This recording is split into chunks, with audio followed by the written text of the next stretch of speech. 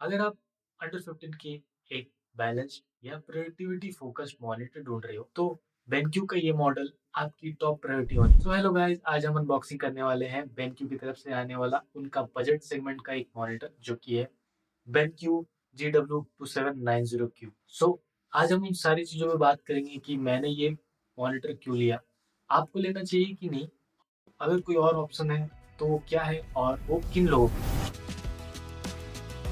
तो ये है इसका मॉनिटर का बॉक्स जो कि कुछ इस तरह के पैकेज में आता है।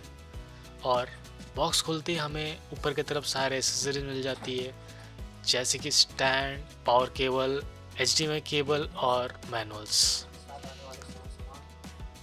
इसका सेटअप भी काफ़ी इजी है, आपको कोई टूल्स की ज़रूरत नहीं और बाकी मॉनिटर्स की तरह इसमें कोई स्क्रू टाइट करने की भी ज़रूरत नहीं है। बस आपको क्लिप कर देना है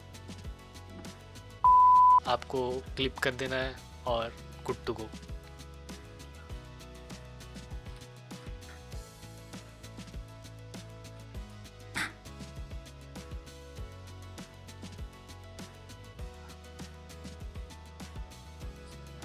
वो भी डायरेक्ट वो भी डायरेक्ट मिलते हैं सेटअप पे सेट करने के बाद।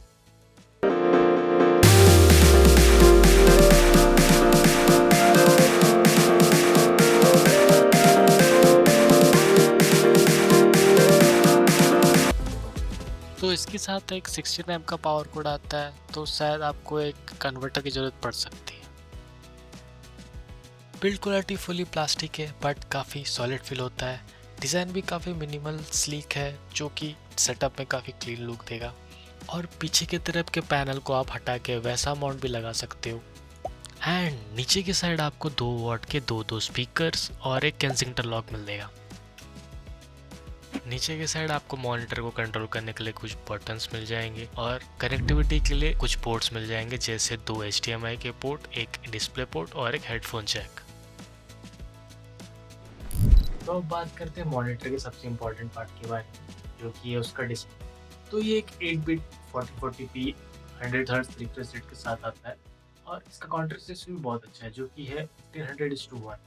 बाकी मॉनिटर इस प्राइस रेंज में अराउंड 1300:1 तक का ही कॉन्ट्रास्ट रेशियो देते हैं, तो इसका कॉन्ट्रास्ट रेशियो बाकी कंपैरिजन में ज़्यादा अच्छा है। और IPS होने की वजह से इसके कलर्स भी काफ़ी एक्यूरेट आते हैं और व्यूइंग एंगल भी काफ़ी अच्छा है। ये 99% sRGB के साथ आता है विद 85% DCI-P3, जो कि इसे लाइट कलर ग्रेडिंग या फोटो एडिटिंग के लिए भी इसे एक बैलेंस अप्रोच देते हैं। हाँ, ये बात बताना चाहता हूँ कि ये प्रोफेशनल कलर ग्रेडिंग के लिए उतना सही नहीं रहेगा, बस entry level to intermediate level के लिए काफ़ी सही रहेगा।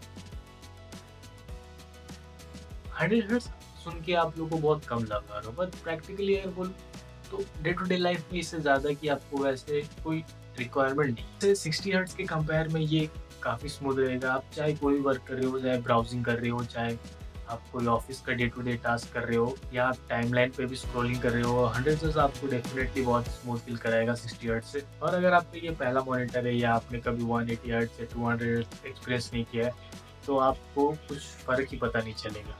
हाँ, अगर आप कोई एक कॉम्पिटिटिव गेमर हो जिसे जैसे आप वैलो या CS:GO खेलते हो, तो आपको इससे ज़्यादा की ज़रूरत पड़ेगी, बट नॉर्मल यूज़र्स के लिए ये मोर देन इनफ। तो प्रोडक्टिविटी के पॉइंट ऑफ व्यू से बताऊँ तो अगर आप एडिटिंग करते हो या मल्टीटास्किंग करते हो, तो 27 इंच 2K आपके लिए काफ़ी स्वीट स्पॉट होगा, जहाँ 1080p के मुकाबले में आपको सेम स्क्रीन साइज़ पे ज़्यादा इन्फॉर्मेशन मिलेगी, जिसकी वजह से आपका वर्कफ्लो काफ़ी इम्प्रूव हो जाएगा। तो चलो एक कंपैरिज़न की तरफ देखते हैं। जैसे कि आप देख सकते हो, इसमें सेम टाइमलाइन खोले होने के बावजूद भी 1440p में आपको ज़्यादा इन्फॉर्मेशन मिलेगी एंड 1080p में उसके कंपैरिजन थोड़े कम इन्फॉर्मेशन मिलेंगी, जो कि प्रोडक्टिविटी में काफ़ी हेल्प करेगा। तो बेंक्यू की तरफ से इसमें कुछ टेक्नोलॉजी आती है जो कि आपको लंबे समय तक अगर आप काम कर रहे हो तो आपको हेल्प करेगा कि आपके आइज़ पे स्ट्रेन कम पड़े, आपको फटीग कम। जैसे कि एंटी फ्लिकर या कलर ब्रेकनेस मोड या फिर लो लाइट फ़िल्टर। मुझे इसमें सबसे इंटरेस्टिंग लगा इस प्राइस पॉइंट को देखते हुए वो है ऑटो ब्राइटनेस, जो बाय डिफ़ॉल्ट ऑफ रहता है, आपको ऑन करना पड़ता है सेटिंग में, लेकिन ये बहुत लोगों के लिए काफ़ी हेल्पफुल फीचर हो सकता है। तो इस कॉन्स की बात करें, जो चीज़ मुझे पसंद नहीं आई वो है इसके स्टैंड में कोई भी स्विvel या हाइट एडजस्टमेंट के फीचर्स नहीं रहते हैं, बस आप इसे टिल्ट ही कर सकते हैं। तो अगर आपको हाइट एडजस्टमेंट या टिल्ट स्विvel की कोई भी दिक्कत हो रही हो, तो आप एक अच्छे वैसा साउंड पे भी इन्वेस्ट कर सकते हो। और स्पीकर काफ़ी एवरेज है, जो कि 2-2 वॉट के 2 आते हैं, तो बस इमरजेंसी में काम चलाने के लिए। बट मैं इसे एक प्रॉपर कॉन भी नहीं बोल सकता, क्योंकि प्राइस पॉइंट को देखा जाए, तो ये एक बोनस फीचर ही है स्पीकर। बहुत मॉनिटर्स में ये आते भी नहीं। तो मैंने ये मॉनिटर क्यों लिया? जैसे कि आपने ये वीडियो देख के आपको पता चल ही गया होगा कि मुझे एडिटिंग के लिए एक बैलेंस प्रोडक्टिविटी फोकस मॉनिटर चाहिए था। इसीलिए अंडर 15 के मुझे ये काफ़ी बेस्ट ऑप्शन लगा।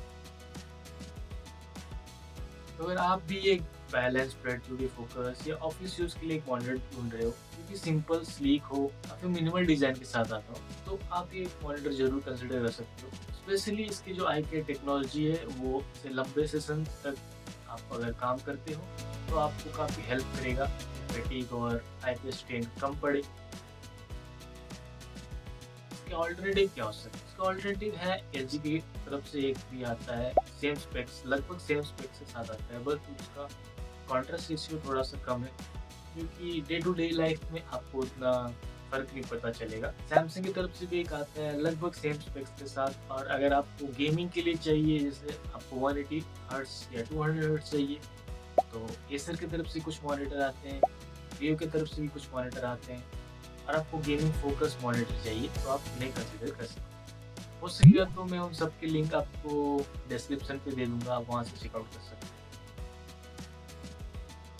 सो एंड में मैं ये बोलना चाहता हूँ, मॉनिटर लेने टाइम स्पेक्स से ज़्यादा उसका एक्सपीरियंस मैटर करता है। वेंक्यू का ये मॉनिटर एक बैलेंस प्रोडक्टिविटी फोकस मॉनिटर है, जिसमें अच्छा display, high refresh rate, better contrast और आई केयर की टेक्नोलॉजी आती है, जिसकी वजह से आप लंबे समय तक काम कर सकते हैं। कैजुअल गेमिंग भी हो जाती है, लेकिन ये मॉनिटर बना है लॉन्ग वर्किंग आवर्स के लिए।